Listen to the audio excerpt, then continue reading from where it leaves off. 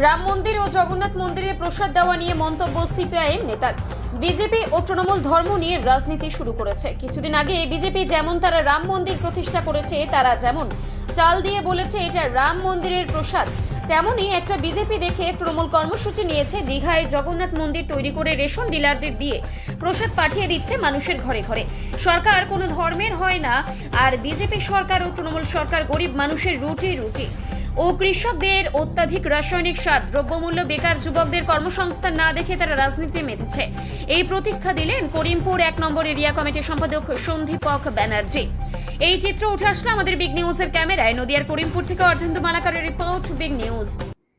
দেখুন, আমরা যখন ছোট ছিলাম, আপনিও যখন ছোট ছিলেন, আস্তে আস্তে বড় হয়েছেন, তখনকার রাজনীতি আর এই সময়কালে যখন আমরা রাজনীতিটা করছি, এটা সম্পূর্ণ এটা অন্য একটা ব্যাপার বলে মনে হচ্ছে আমাদের কাছে। এটা কি রাজনীতি? ধর্মকে ব্যবহার করে এখন রাজনীতির চাষ হচ্ছে। ধর্ম মূল যে ইস্যু, রুজি রুটি, বেকারের কাজ, শিল্প, কলকারখানা, স্বাস্থ্য, শিক্ষা, এগুলো নিয়ে কোনো লড়াই আন্দোলন এখন সেভাবে না তৃণমূল করে না বিজেপি করে। লড়াই কিসের?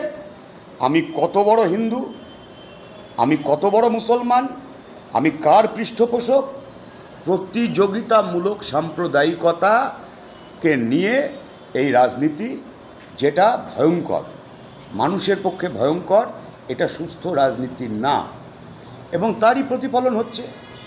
এখন বিজেপি যেহেতু তারা বলছে যে হিন্দু মানে বিজেপি, মানে হিন্দু মানে যারা হিন্দু তাদেরকে বিজেপি করতে হবে, নাহলে তারা হিন্দু না।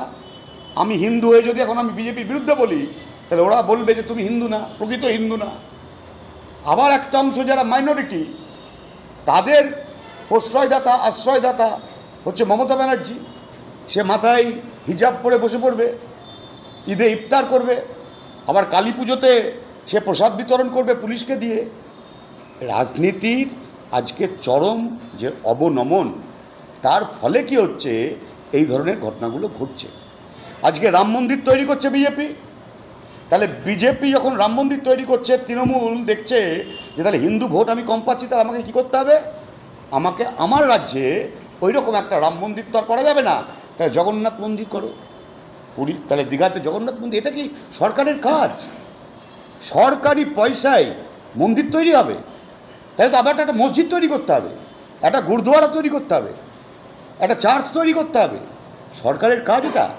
ধর্মের কোথায় মন্দির হবে, মসজিদ হবে, মানুষ ঠিক করবে। ধর্মীয় বিভিন্ন অর্গানাইজেশন আছে, তারা ঠিক করবে, মানুষ ঠিক করবে। মানুষ মন্দিরটা মনে করবে, না নদীর ধারে করবে, না জঙ্গলে করবে, এটা মানুষ ঠিক করবে। এটা সরকারের কাজ না, সরকারের কাজ এটা হতে পারে না। কিন্তু এইটা হচ্ছে, এবং এটা হচ্ছে বলে আজকে রেশনের দোকানে মমতা ব্যানার্জি ওটা পৈতৃক সম্পত্তি, টাকা পয়সা যেটা দিয়ে ও বিলি করছে, কার টাকা? ওটা তো হিন্দুর টাকা, ওটা মুসলমানের টাকা, ওটা খ্রিশ্চানের টাকা, ওটা জৈন, শিখ, সকলের টাকা। আর সেই টাকাই আজকে রেশন দোকানে জগন্নাথের প্রসাদ বিতরণ হচ্ছে। আমার জানা আছে করিমপুরের একটা দোকান থেকে তৈরি হয়ে ওই জগন্নাথের প্রসাদ বলে চালিয়ে দেয়া হচ্ছে। এই বুজরুকির রাজনীতি এটা চলছে, যেটা আপনারা দেখেছেন ওই যখন ওই রাম মন্দির হয়, ওখান থেকে চাল নিয়ে এসে বাড়ি বাড়ি বিলি করা হয়েছিল। চাকরি বিলি হয় না, চাকরি চুরি হয়, কিন্তু প্রসাদ বিলি হবে। মানুষের যে আকাঙ্ক্ষা, তাদের রুজি রুটি, তাদের মজুরি বাড়ানো, এইসব বিলি করার দিকে এই সরকার যায় না।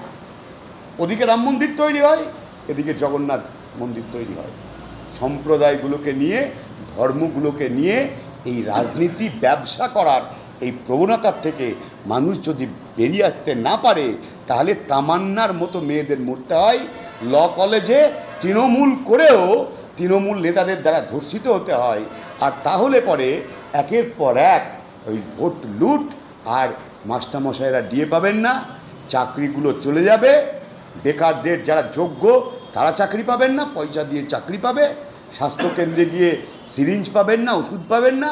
এগুলো হবে বাড়িতে বসে ওই পচা একটা প্যাড়া আর একটা লাড্ডু বা কিছু এটা পেতে পারেন। এই হচ্ছে রাজনীতি।